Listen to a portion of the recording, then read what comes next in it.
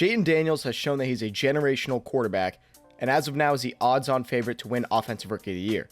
His ability to throw the ball into tight windows, with precision downfield on deep balls to Terry McLaurin, run the ball effectively, he's really been a joy to watch. However, since Week 9 against the Giants and debatably Week 8 against the Bears, this offense has fallen off a cliff, and its name is Kingsbury. Kliff Kingsbury is the offense coordinator for the Washington Commanders, and he has had this offense looking elite through the first half of the season. They had EPA per play of 0.216, which was number 1 in the league. They averaged 29.5 yards per game, 396.25 yards per game. Jayden Daniels ranked 4th in PFF grade, and they had a 6-2 record. This supposed rebuilding team with a rookie quarterback that was supposed to need time to develop started hot and seemed like real contenders in the NFC and the NFC East. It seemed like a rebuild wasn't necessary, but since Week 9, the Commanders' EPA per play has dropped to .018, number 17 in the league. This trend follows offense coordinator Kliff Kingsbury wherever he goes to coach. This trend of his NFL coaching career is that his offense has gotten worse in the second half of the season, so let's take a look at each year since 2019. He miraculously became the head coach of the Arizona Cardinals for Kyler Murray's rookie season after not winning many games at all with Patrick Mahomes as his quarterback at Texas Tech.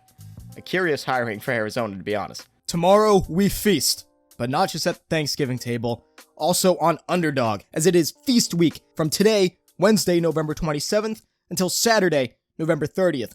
What could this possibly mean? Well, during this whole week, every user will get random promos, like profit boosts, discount tokens, gimme picks, deposit matches, and more. Now, if you sign up with code Fanatics on Underdog, you get a deposit match to start up to $1,000 and a free gimme pick, 0.5 higher on it. And on top of that, you get the Feast Week promos. In 2019, the Cardinals' EPA per play was .006, 17th in the league in the first 8 weeks. It actually jumped up to .017, 10th in the league the second half of the season. 2020, the Cardinals started off hot, 5-2, with the 6th best EPA per play at 0.129, but the second half of the year, they went 3-6 with the 19th ranked EPA per play of .011. 2021, they had an insane 7-0 start with the 3rd best EPA per play at .159. But the second half of the regular season, they had ranked 14th in EPA per play at .010 and a 4-6 record. And finally, his last season as the Cardinals head coach, when the team was not good at all and they faced many injuries, they had a negative .011 EPA per play, which was 21st in the league. In the second half of the year, when they went 1-9, negative .148, 30th. Kliff offenses always seem to get figured out by the second half of the season. By that point, there's enough film, and how he runs his offense is honestly just so simple that defenses can figure out, since he refuses to adjust anything about his play calling style. He doesn't see how serious it is that his offenses keep failing like this, just like in this press conference last week where he jokes about running a triple option when asked about his offense's trends in the past. Yeah, I don't have any plans to do anything to break that trend that I know of. Yeah. I mean, I would have to see what years you're talking about. So I was thinking about doing triple option. Like, is that what you're thinking? Like, I don't know. Like, yeah, we're going to do what we do. So. Hey, Kliff, this shouldn't be a laughing matter. You are the reason that your teams keep failing. It is nobody else's fault but your own. Figure it out. Hell, the triple option might be better than the high school plays you call. You may be asking, what is it about Kliff's offenses that are so easy to play against when teams have enough study on him? Well, it's simple. No, really, it's actually simple. He runs the most simple offense in the NFL. Kliff does something with his number one receiver that you rarely see in 2024. He keeps him on one side of the field. This was most evident in the Week 11 Thursday Night Football matchup in Philadelphia. Terry McLaurin was locked up in the Guantanamo Bay, and Kliff refused to move him to the other side of the field. He lined up on the left 75.8% of his snaps of the game, and 20 routes against Quinion Mitchell. Stationary alignments is something that he has done for his whole career, has been criticized about the entire time. Sure, sometimes it works with guys like DeAndre Hopkins in Arizona, but when it doesn't, he keeps it the same and refuses to make adjustments. Kliff, if Terry is struggling versus star rookie corner, move him to the other side, put him in motion, do something to give him an advantage rather than keep him in the same spot that he has struggled all night. I have not seen this much ignorance and stubbornness from a play caller since, well, Matt Patricia and Joe Judge with the Patriots. But that was like having a peewee football player call your offense, not so not a so-called offensive guru.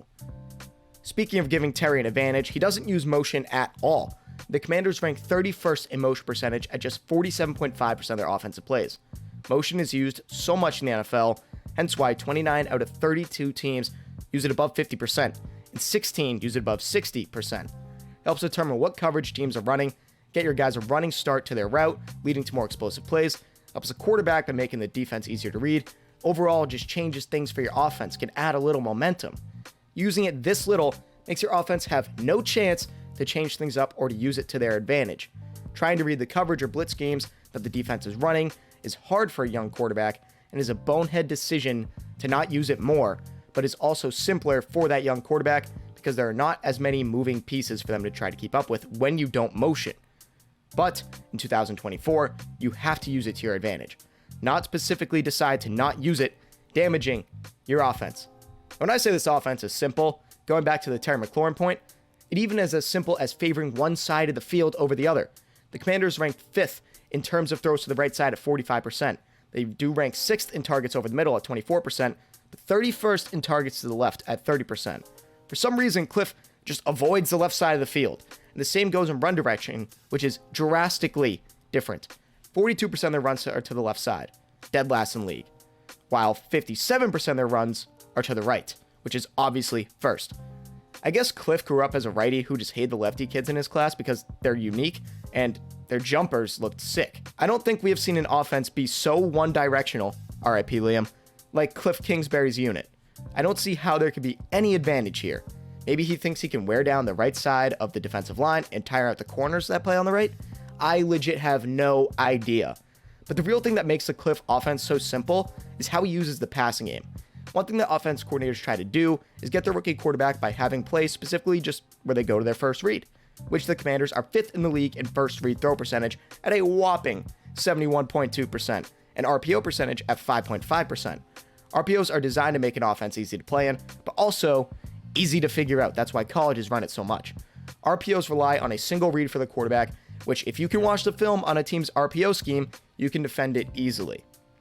We have seen teams run less RPOs after the initial boom some years ago because things always work extremely well when they first are introduced in the NFL, and while still effective, not nearly at the same rate. While these things try to make the offense simpler for the rookie number 2 overall pick, Jayden Daniels, he makes it hard as well by having him throw the 7th lowest checkdown percentage at 7.5%. Yes, he throws checkdowns only 7.5% of his passes. You would think with all the first read throws and RPOs they run, they would throw a lot of checkdowns, but not at all.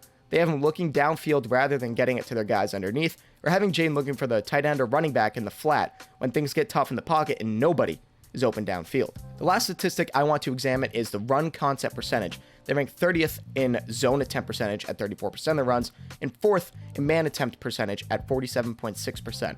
But I want you to take a guess at which they're more effective at. Come on, I'll give you a couple seconds.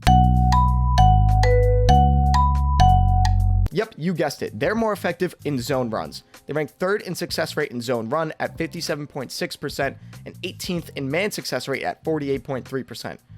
Why is he making it harder on his offensive line and running back by running way more man blocking runs when they clearly do not work well for your team's personnel?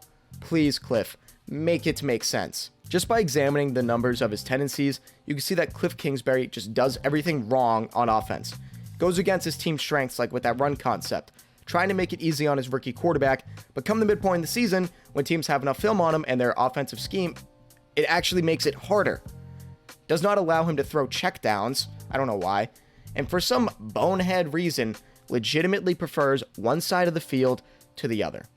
If he continues to call plays that are against his team's best wishes, the Commanders will continue to fall off this cliff.